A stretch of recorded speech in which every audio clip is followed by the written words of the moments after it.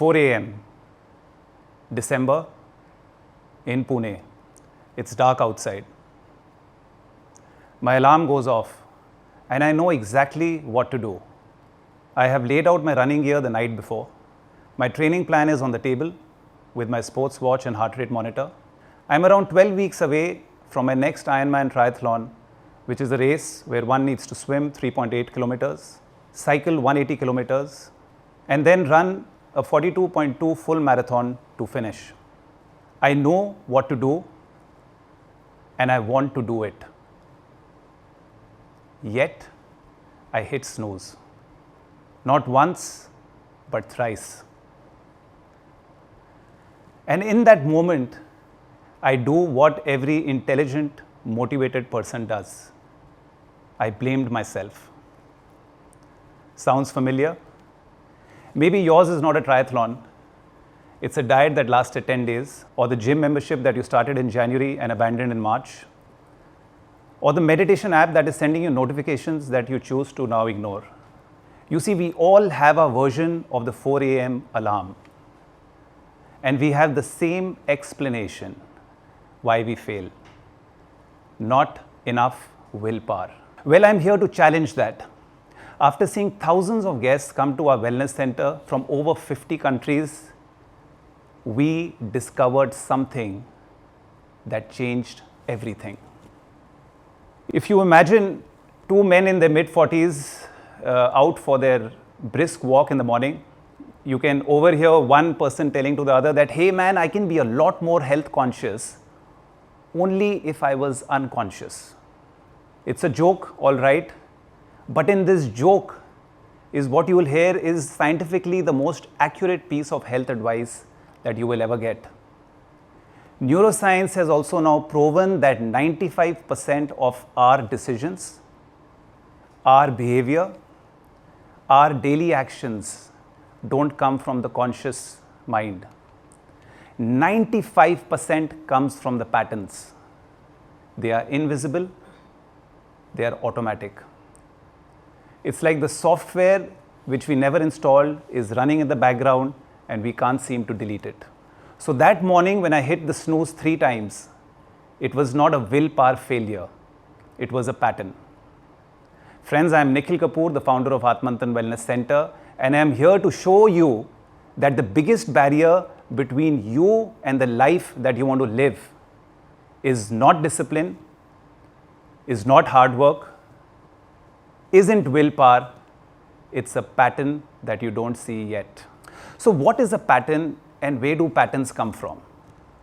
To understand this, let me take you back in time, maybe a little over 500 million years ago. And let me introduce you to one of our earliest ancestors, the nematode, the worm. You see, this worm might look big on screen, but is just about 1 millimeter in size. To put things in perspective, this is also the time when the brain, as we know it today, hasn't begun to form or take shape. There is a nervous system, all right, and this worm has around 302 neurons. Today, each human has 80 billion neurons. So that should give you an idea of how sophisticated we are. At this point of time, which is 500 million years ago, abundance was temporary. So evolution hardwired a pattern in this worm which said if food is scarce, eat conservatively. If food is abundant, eat as much as you can, eat as fast as you can, eat till you can't move. To give you an idea now, after worms came the early fish, then came the reptiles, then came mammals, and then more recently came the human beings. One must appreciate that at each stage of evolution, a new brain was not being formed. Only new layers were getting added. So even when the first layer of brain was getting formed in the early fish, they inherited a pattern which was there in the nervous system. And all patterns that we experience today, which is approach food, avoid danger, eat to feel good, touch to feel safety and comfort, it is a pattern running inside us which has been passed on as the process of evolution. So if willpower is not the answer, then what is? Friends, I would like you to deliberate on patterns and how to rewire patterns, which I'm going to share with you over the next few minutes with the help of 2 case studies. The first is a gentleman who came to our wellness center. He had signed up for a 30 nights program. He was a self-made entrepreneur, very sharp, very disciplined, the kind of person who runs a tight ship.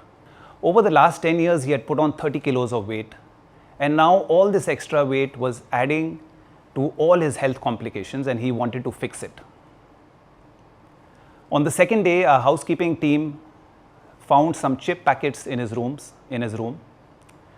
And for those of you who are familiar with the kind of wellness center that we run, you would know that outside eatables are completely forbidden. As per the protocol, the consulting doctor was informed.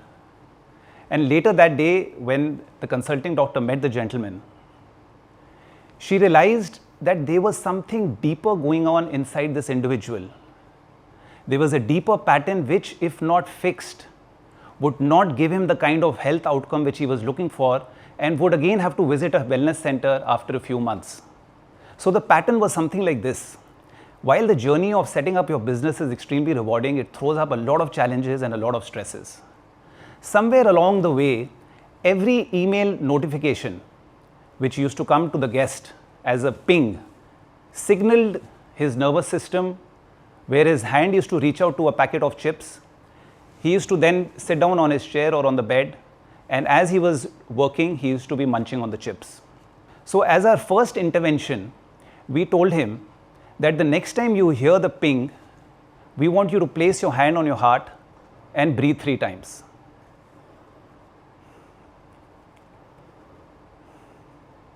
And after breathing 3 times, you can do whatever you want to do. If you want to open that packet of chips, you can, and you can eat the packet of chips.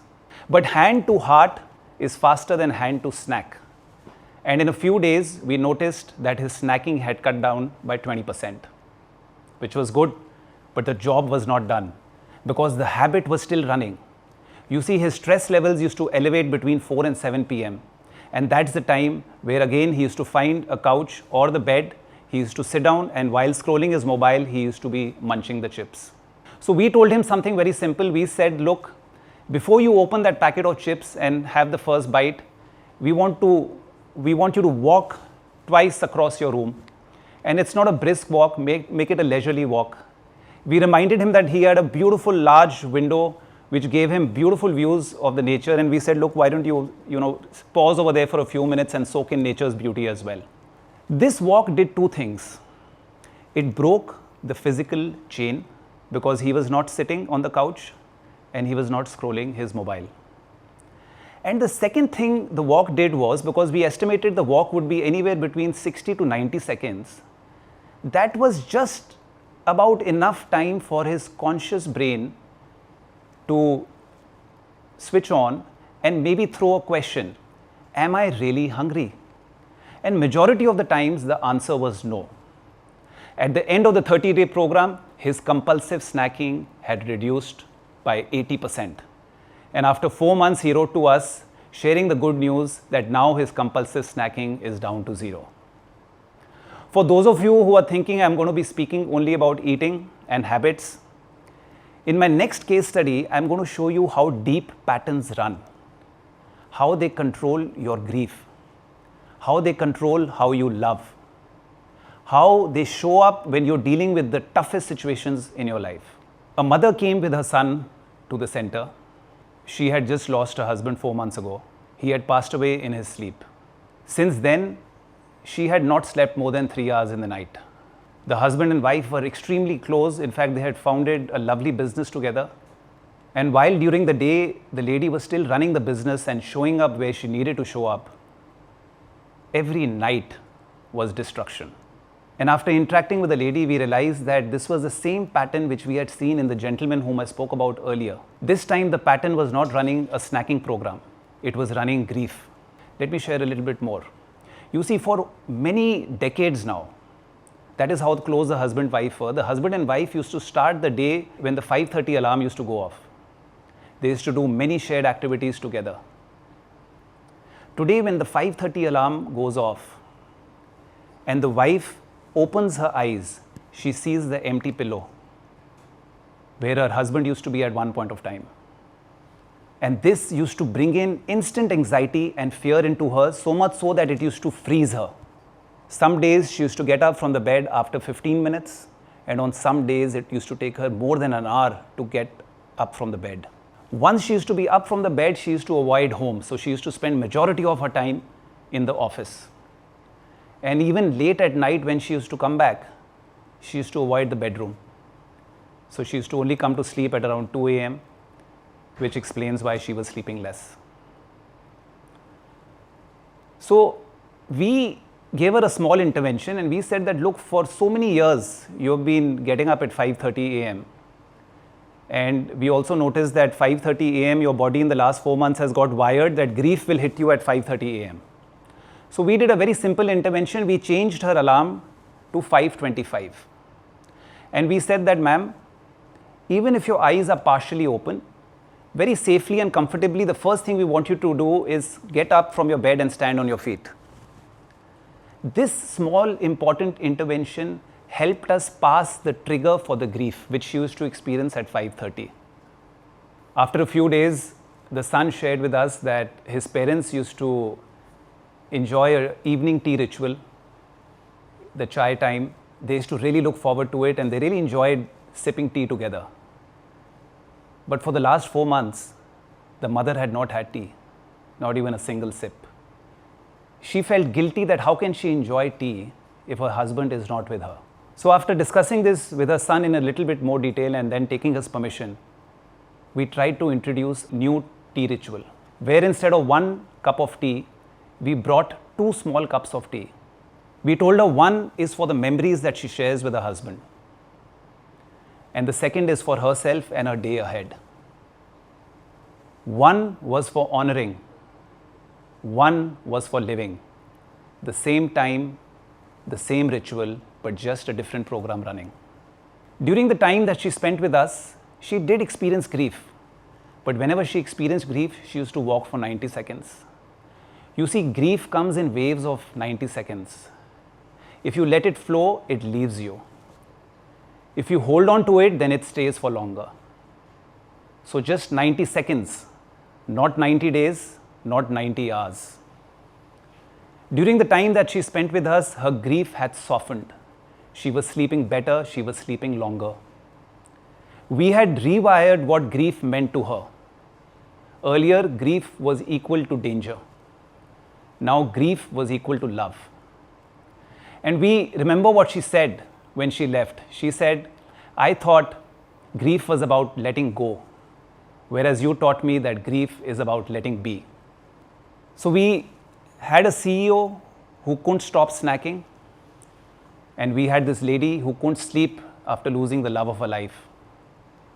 2 different people, 2 different kinds of pain, yet underneath the same invisible pattern. A reflex they had no choice, and a routine that they didn't see was running.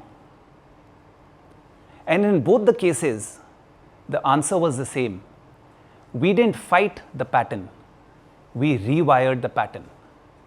Not with willpower, with a new first response, and then a new ritual until the brain rewired itself.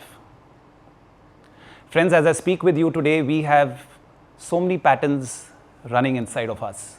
Patterns which impact our relationship, patterns which impact our work, patterns which show up in situations that come up.